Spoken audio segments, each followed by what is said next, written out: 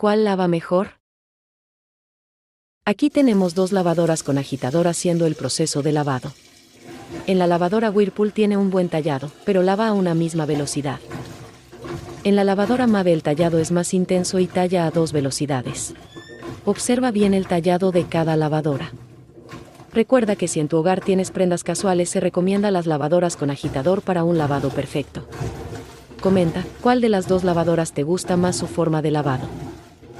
Hasta pronto.